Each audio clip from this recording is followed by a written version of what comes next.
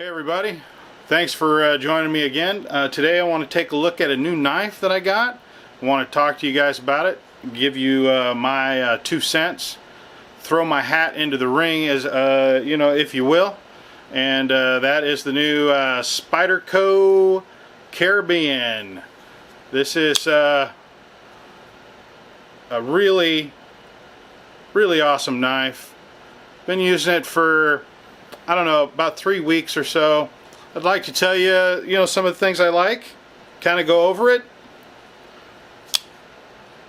Stay tuned, and we'll take it to the tabletop, and we'll get a really closer look at this bad boy. Okay, everybody, let's go ahead and take a look at this bad boy right here. I got this. Blade's a little dirty. Sorry about that. I don't have anything on the bench to clean it, so bear with me with that.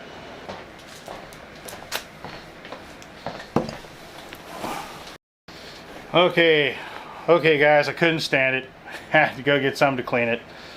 And this is the cleaning cloth that came with the knife from DLT Trading. See that? Get that in there. So let's get this out and wipe this blade down. This was a complimentary gift, and ooh, that is nice. That is nice. Got their logo right there. It's pretty nice. By the way, I am not affiliated with them. By the way, don't nobody get any ideas. If I was, I would say so. But let's go ahead and clean this knife. Get the blade nice and shiny again.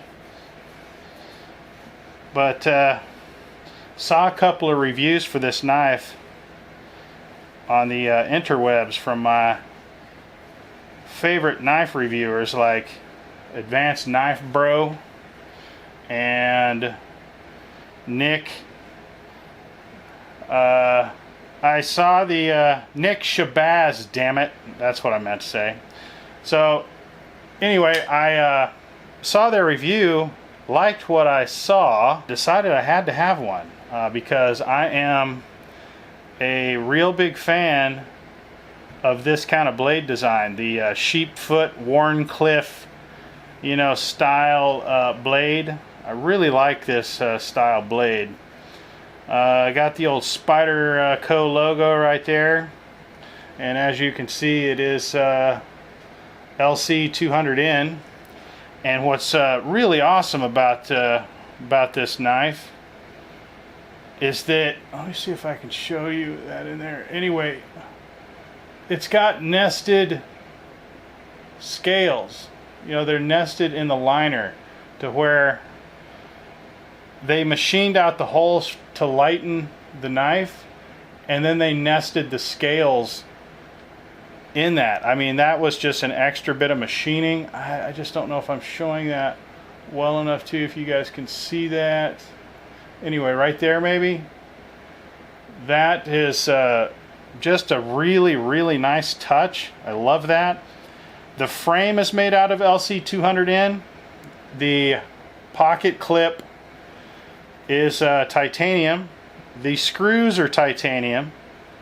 It's got it's running phosphor bronze washers with some sort of magic fairy dust going on there, because this knife is way smoother than you would expect for just phosphor bronze washers. And I did not oil this knife at all. This knife is exactly as it came out of the box right now. It's got a compression lock. Those of you that do not know what a compression lock was, this was my first compression lock. So I guess I would describe a compression lock as a like a frame lock, only on the top of the knife. It operates in a similar way, and this knife just drops closed.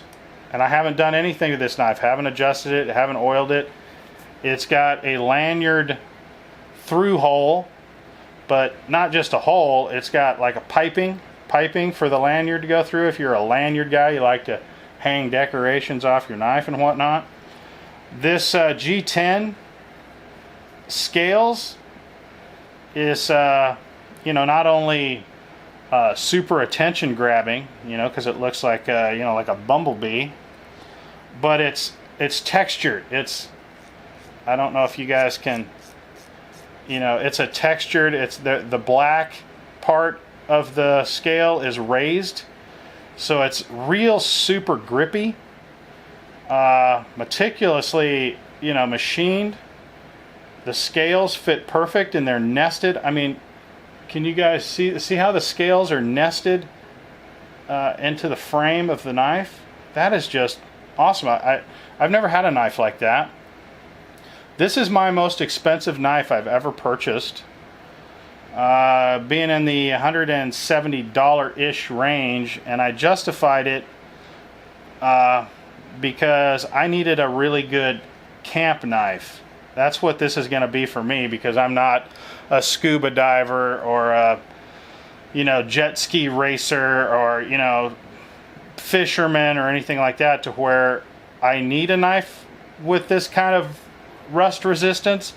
But I figured I do like a good camp knife. The shape of this blade is perfect for chopping up my food. I like to do extravagant, well, more extravagant meals when I'm out camping and stuff than most people do. I like to cook, and one of my favorite places to do, you know, my cooking is in the middle of nowhere. I really get a kick out of that. So this is going to serve that for me. I'm going to, you know, carry it around, and I have a tendency to kind of abuse my knives when I'm camping, as far as not making sure that they're completely dry, and, you know, wiping them down with some oil or whatever the case may be. You know, I'm not a real good guy about that. So I figured this really will suit my purposes really well.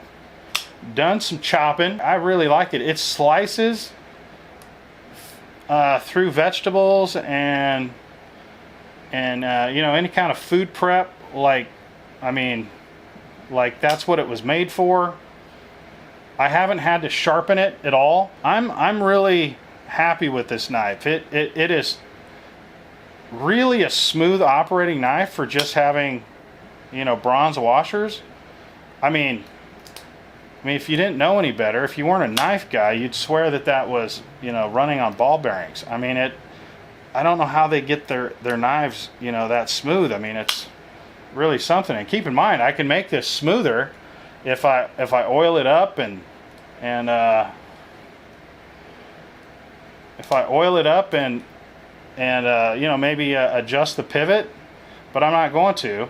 I don't want to take any chances of you know, doing anything to my warranty, because I do plan to use this knife, and if I have any problems with it, this is a knife I'll just you know, send back. Let's see, what else can I tell you about this knife? Really really solid. You know, it's got a great look to it. I mean, I guess you're either gonna love or hate these scales, you know, this bumblebee pattern. And at first, when I first saw it, I was like, oh my god, holy smokes, man, that's a little much for me, you know, because I'm more of a, you know, plain Jane kind of, you know, fella. I like my knives kind of plain Jane, but this grew on me. You know, this really did grow on me. I ended up liking it quite a bit. So let's get some measurements on it. And another thing about this knife I want to mention is, when I'm carrying this knife, it's a large knife. Like, this is not a small knife, but it carries like a much smaller knife, because it's designed so well, you know, that it's really super thin because of those nested liners. It just doesn't feel like as big a knife as it is, and it's really really lightweight. Let me get the scale here. Okay, so this knife is 4 ounces, right on the money. Let's go to grams for you guys that like to see things in grams. About 119 grams. Let's get some measurements of the knife itself. So the knife is just under 5 inches closed. The height of the knife at the highest point is, you know, just under 2 inches high. and open, we got a little over 8 1/4, a little over 8 1/4 long blade open. How long is the blade? Let's see here. The blade is 3.6 inches long, thereabouts. One of the surprise measurements, I think, is going to be the thickness of this knife. This knife is really thin. It's about 12 millimeters thick. That's really thin.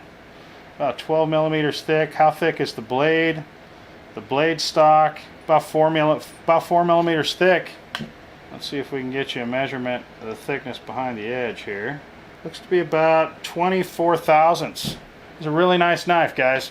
I think I'm gonna have to say that this is a highly recommended knife. As far as the negatives, I guess the only negative that I can come up here with, guys, is that this is going to be well, at least for me, I have limited sharpening skills. I mean, I'm not the best knife sharpener in the absolute total world.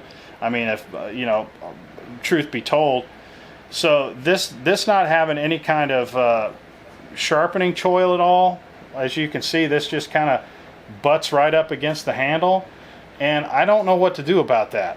Like, I'm being honest here. I don't know what to do about that as far as sharpening that. I've never had a knife that went right up against the handle. I suppose you could take the knife apart and take the blade out and then sharpen it, but no space whatsoever. It's right up against the handle. So I think this is one of those knives where I need help with this. That's just, me being an honest person. I don't think I have the skill to sharpen this, so that's something to keep in mind. If you're like me and you want to do your own sharpening, maybe this knife isn't for you, because this isn't going to be the easiest thing in the world to sharpen without messing it up. I mean, if you don't care about running a sharpening stone up into the scales or into the back of this blade, then fine. But I do, and I don't want to do that. So, I mean, I think that this, for me, is a knife where I'm going to need some sharpening help with it, at least as things stand now. Maybe my sharpening skill improves enough where I bite this off. But the good news is, this thing holds an edge so well that, it's going to be a long time before I need to worry about sharpening it. So, guys, I think that's going to wrap it up. Let me know in the comments what you think. We'll get you another knife to take a look at. Maybe something a little more affordable. What can we do as far as a knife like this that's a little more reasonably priced? Let's see if we can find something. Talking to you guys later. Thanks for watching. Hope it was entertaining, and we'll catch you on the next one. On that end.